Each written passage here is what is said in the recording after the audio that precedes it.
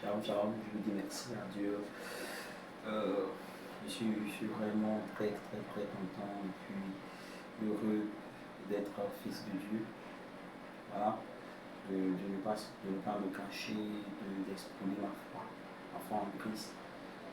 Parce que c'est très important, c'est important de pouvoir montrer sa position dans le christianisme. Et Dieu nous dit que Jésus-Christ est Seigneur, parler de lui, méditer la parole de Dieu, annoncer l'évangile du Seigneur, propager l'évangile parce que nous sommes apôtres, nous non pas l'apôtre. La Bible dit que nous sommes des porte-paroles, des ambassadeurs du royaume, et en tant qu'ambassadeurs du royaume, nous devons représenter le royaume dignement, de par nos comportements, de par nos attitudes, de par nos paroles. Nous devons être sobres, nous devons être modestes dans tout ce que nous faisons, et nous devons honorer Dieu, c'est le plus important, honorer Dieu. Dans le travail, il faut honorer Dieu. Dans ta vie conjugale, il faut honorer Dieu. Dans ta vie financière, il faut honorer Dieu. Il faut l'honorer parce que c'est le but de notre existence. Nous vivons pour le Seigneur, c'est très important, il ne faut pas oublier que tu vis pour le Seigneur. Je vis pour le Seigneur parce qu'il a donné sa vie pour nous, que nous puissions avoir la vie. Et j'aime tellement ce verset-là, que tout le monde en parle, tout le monde connaît, c'est le verset phare. Tous les chrétiens connaissent ce verset-là. Jean 3, verset 16, car Dieu a tant aimé le monde qu'il a donné son Fils unique, en fait que quiconque en lui ne périsse point, mais qui est la vie éternelle. Dieu a donné sa vie pour toi. Dieu s'est livré, ils l'ont chicoté, ils l'ont insulté. Les personnes qui devaient parler sur lui ont parlé sur lui à cause de toi. Donc, prends ta vie au sérieux, manifeste Christ partout où tu es, et que le témoignage de Christ soit répandu de ta vie. Sois un véritable ambassadeur, défends la cause de Jésus-Christ, prends position et parle du Seigneur, c'est le plus important. Parle du Seigneur, laisse tes expériences. C'est important de parler de ses expériences, c'est important de parler de ses espoirs qui permettent à plusieurs personnes de se convertir, de connaître le Seigneur. Le plus important, c'est de témoigner de Jésus-Christ. C'est d'expliquer comment Christ est né, les différentes étapes et quelles sont les différentes offres. Les différentes offres plutôt du Christ pour nous, quelles sont les différentes actions qu'il a posées pour nous, ces actions fortes. Il a donné sa vie. Dieu nous aime. Il nous aime un point c'est trop. Ton père peut t'abandonner, ta mère peut te délaisser, mais Jésus-Christ ne peut jamais te laisser, il ne peut jamais t'abandonner. C'est pourquoi il a donné son Fils. Il s'est sacrifié. Il s'est sacrifié pour toi, il s'est sacrifié pour moi, pour que nous puissions avoir la vie éternelle. Et la vie éternelle, la Bible dit dans le livre de Jean 17, verset 3, que c'est de connaître Christ, c'est de le comprendre, c'est de le savoir. C'est le plus important, c'est de connaître Jésus-Christ. En tant qu'homme de Dieu, je suis important, comme j'ai l'habitude de le dire, mais je ne suis pas le centre de l'univers. Le centre de l'univers, celui-là même qui est la personne absolue de nos vies, c'est Jésus-Christ de Nazareth. C'est Jésus, nous devons dépendre de Jésus-Christ. C'est ça l'humilité. L'humilité, c'est le dépendre de Jésus-Christ et c'est de le chercher. Parce que nous serons toujours confrontés à ça et là, les différents problèmes, les différentes difficultés, les vents et marées. Mais la Bible nous demande de le chercher. Il dit, je me laisse trouver par celui qui me cherche. Si tu cherches le Seigneur de tout ton cœur, tu seras en train de le trouver. Je vais inviter une personne à chercher Dieu, à dire à Dieu, Seigneur, aide-moi à te chercher, aide-moi à te trouver, et c'est en train de se révéler à toi. C'est important. Et la première clé que Dieu nous donne aujourd'hui, que tout le monde a, c'est la parole de Dieu. C'est la parole de Dieu, ce sont les Écritures. Toute révélation est donnée à partir des Écritures. Tout ce que le Seigneur fait, c'est à partir des Écritures. Rien de ce qu'il fait, sa volonté, c'est à partir de ce que Dieu a dit, de la parole de Dieu. C'est très important. Il y a la révélation écrite, il y a la révélation parlée. La révélation parlée s'appuie sur la révélation écrite. Rien de ce que Dieu fait est en dehors de sa parole. C'est pourquoi en tant qu'enfant de Dieu, nous devons méditer la parole de Dieu. Nous devons prendre la peine de méditer la parole de Dieu. Et la Bible dit, dans le livre de 1 Jésus 1, verset 8, que ce livre de la loi ne se loin point de ta bouche, médite le jour et nuit. Amen. Si tu veux avoir un enfant, tu veux être béni, tu veux maîtriser la gestion, il faut méditer la parole de Dieu. La Bible a parlé de Joseph. Joseph n'a pas fait l'école. En aucun cas, Joseph est allé à l'école. Mais la Bible dit que Joseph a géré pendant 7 années de famine et pendant 7 années d'abondance tout ce qui est nourriture en Égypte. Et la Bible dit que pendant sa gestion, ça s'est passé paisiblement et rien n'a manqué. Qui a donné, qui était l'auteur, l'investigation de cette gestion à Joseph, c'est le Saint-Esprit, c'est Jésus-Christ de Nazareth. Lorsque tu as Jésus-Christ, tu as tout. Lorsque tu as Jésus-Christ, tu as tout. Donc c'est pourquoi nous devons véritablement nous approcher de lui. Nous devons véritablement le chercher. Cherche Jésus-Christ dans sa parole. Prends la peine de lire les Écritures. Demander à Dieu de t'expliquer. Cet esprit, explique-moi. Cet esprit, qu'est-ce que cela lui dit? Jean, Psaume 1, verset 3 dit, Psaume 1, verset 2 dit que ce livre de la loi ne se loigne point de ta bouche. Il dit non, ça c'est Josué dit, Psaume c'est prends du plaisir à méditer la parole de Dieu. Nous devons prendre du plaisir à méditer la parole de Dieu. De la même manière que tu prends du plaisir à chercher de l'argent, ce qui est très important, parce que la Bible dit l'argent répond à tout besoin. Si tu n'as pas l'argent, tu es limité dans tes actions. Aujourd'hui, nous avons besoin de l'argent pour beaucoup de choses. C'est important. Mais de la même manière que tu prends le temps pour chercher l'argent, prends le temps aussi pour chercher Dieu dans la parole de Dieu. Il y a des mystères de la volonté de Dieu dans cette parole. Si tu prends la peine de faire de cette parole ton credo, de faire de cette parole ton épée, de faire de cette parole ta force, tu seras véritablement réussi dans tout ce que tu entreprendras. La Bible dit que ce livre de la loi ne se loigne point de ta bouche, agis fidèlement à tout ce qui est écrit, et c'est alors que tu vas réussir dans toutes tes entreprises. Amen. Si nous voulons réussir dans tout ce que nous faisons, il faut que nous revenons à la parole de Dieu, au fondamental. C'est important. Comme je le disais dans la vidéo précédente, il y a des personnes qui ne prennent même pas la peine de lire la parole, qu'on leur dit de lire la parole. Le pasteur prêche, c'est vrai qu'il parle bien, c'est un bon orateur. Mais est-ce que ce qu'il dit est fondé sur la parole de Dieu? Après son sermon, prend la peine de vérifier dans les Écritures et ce qu'il a dit à sa référence dans la parole de Dieu. C'est important. C'est important que vous nous éprouvez. La Bible dit de prouver la parole, de prouver, de connaître la source de cette parole. Même la révélation se prouve. C'est important. Je te donne une révélation sur ta vie. Prends la peine de demander au Seigneur, au Saint-Esprit qui est toi, dis, voici ce que papa a dit aujourd'hui sur ma vie. Toi, tu dis quoi? Arrêtons d'accepter tout. Arrêtons de prendre tout. Et après, tu dis que quand tu as fait de Jésus-Christ là, il y a des montées dedans. Mais est-ce que tu as pris la peine d'éprouver la parole? Est-ce que tu as pris la peine d'examiner la parole?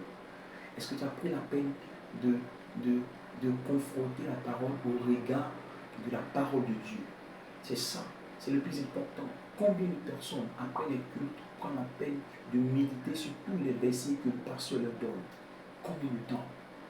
Combien de personnes le font? Il n'y a pas beaucoup. Je vais inviter une personne à revenir au fondamental. Et les fondamentaux aujourd'hui, c'est quoi? C'est la parole de Dieu. C'est la parole de Dieu. Prends du plaisir à la méditation. Prends du plaisir à méditer la parole. Dis au Saint-Esprit, Seigneur, je veux comprendre ta parole. Lorsque tu te donnes corps et âme, lorsque tu prends la peine de véritablement étudier les Écritures avec l'aide de l'Esprit de Dieu, Dieu sera te donner les révélations. Paul a dit dans le livre d'Éphésiens 1, verset 17,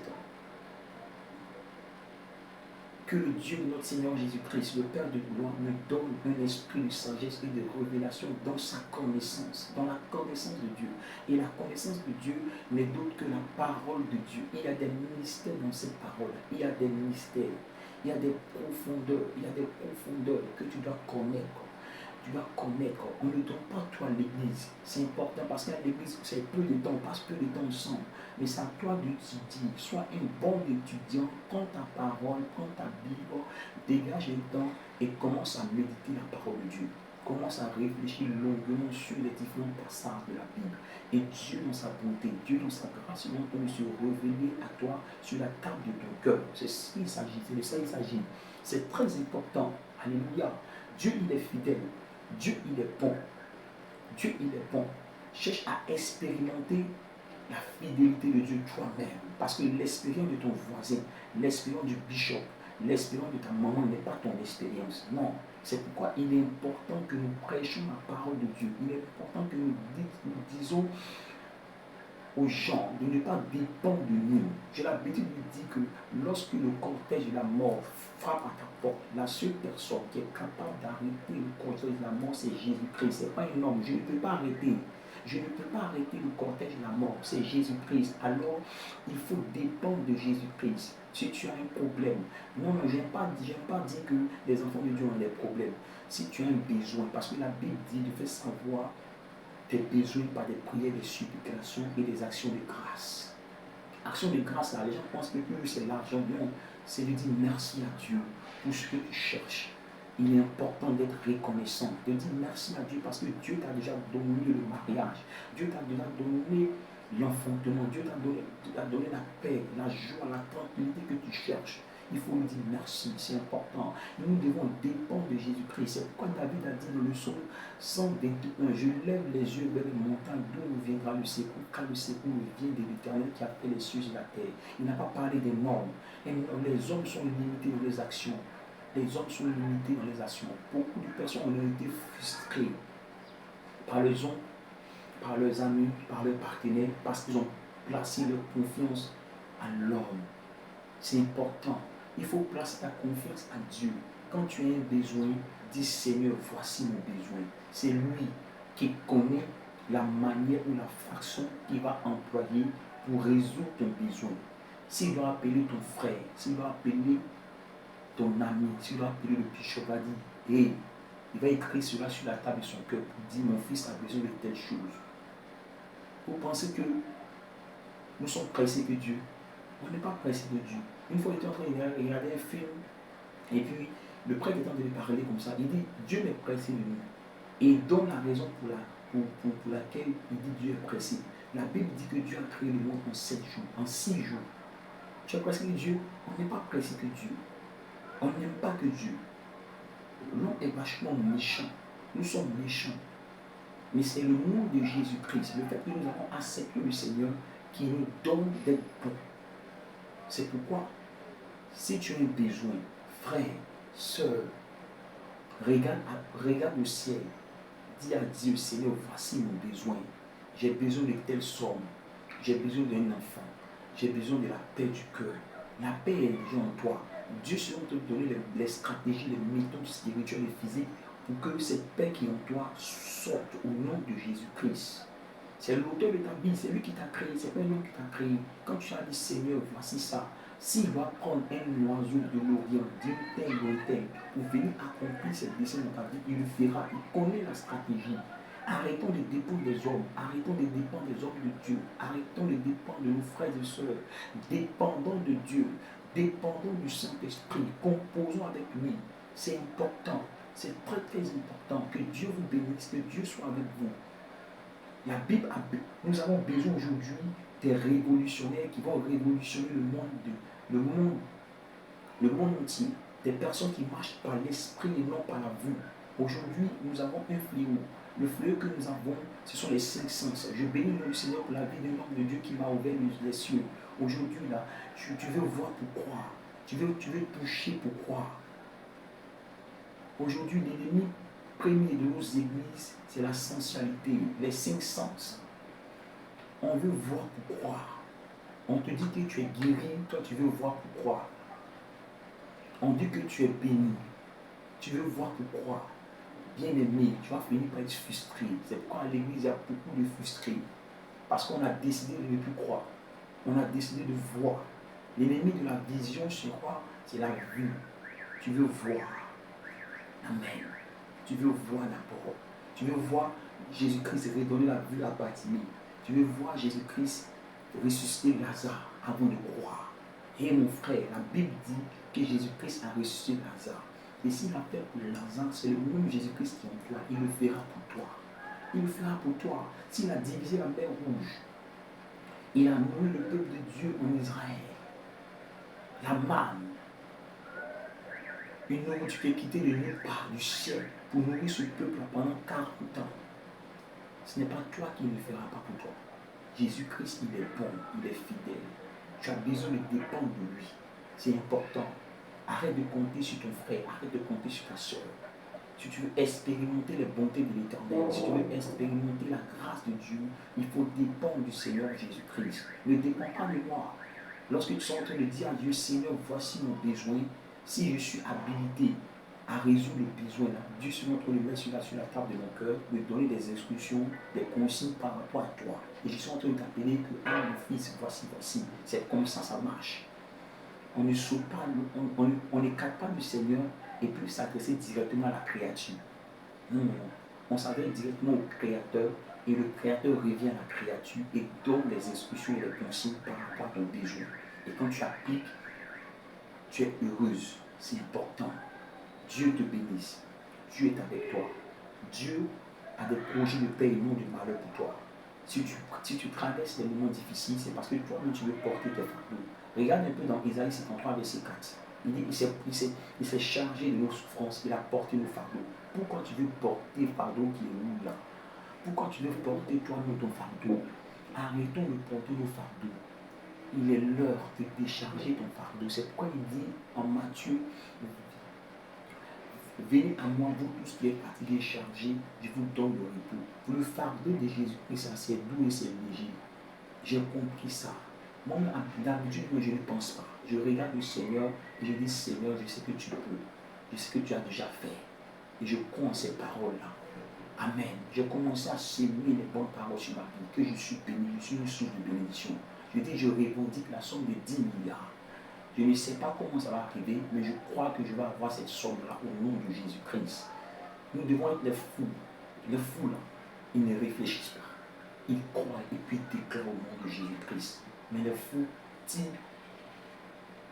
leur source dans les profondeurs des Écritures. Amen. Prends la peine de méditer. Prends ton plaisir dans la méditation. C'est important de prendre son plaisir dans le travail, c'est très important parce que c'est des choses que Dieu a instituées. Mais c'est encore plus important de prendre du plaisir dans la parole de Dieu, de la méditer, de demander au Seigneur de te faire comprendre, de demander au Seigneur l'explication des différentes révélations, des différentes promesses et de t'approprier. Ne dis pas que c'est David. Non.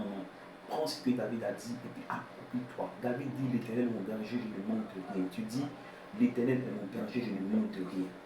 Jésus-Christ est mon berger, je ne manque de rien. David dit, quand je marche dans la vallée de la mort, je ne crains aucun mal. Moi je dis, quand il fait, David marche dans la vallée de la mort, il ne craint aucun mal. Quand tu es avec lui, ton bâton et ta roulette me rassurent. C'est de ça qu'il s'agit. Il s'agit maintenant de s'approprier les vérités de Dieu. C'est infaillible. Si Dieu l'a fait pour David, il va le faire pour toi. Amen. C'est une question de temps. Et c'est une question d'autorité. Quand tu as l'autorité, tout le monde a l'autorité. Autorité là, c'est Dieu qui donne. Ce n'est pas Bishop qui donne. Autorité là, ça ne dépend pas de ce que tu fais à l'église. Non. Ça ne dépend pas de tes efforts. Tout est question de grâce. La grâce, c'est un don immérité. Je ne mérite pas l'autorité, je ne mérite pas la sagesse, je ne mérite pas la révélation, le discernement, je ne mérite pas les dons de l'esprit, je ne mérite pas les fruits de l'esprit, mais Dieu m'a donné. Amen. Donc, il me demande simplement de les manifester parce que c'est en moi. Alléluia. L'autorité a été déléguée. Et celui qui a délégué l'autorité, c'est Jésus-Christ de Nazareth. Alors, agis avec l'autorité qui est en toi. Par rapport aux situations que tu traverses. Si tu pleures, ça ne va pas changer. Je vais envoyer un seau. Tu vas remplir des larmes et tu vas voir que la situation n'a pas changé. Amen. Reçois. Accepte ce que Jésus-Christ a fait pour toi à la croix. Il libère la plénitude de la divinité qui est en toi et tu seras en train de vivre une vie extraordinaire. Pour terminer, je vais dire merci à Dieu. Je vais inviter les personnes à revenir aux fondamentaux, à la parole de Dieu, à méditer la parole. Voilà.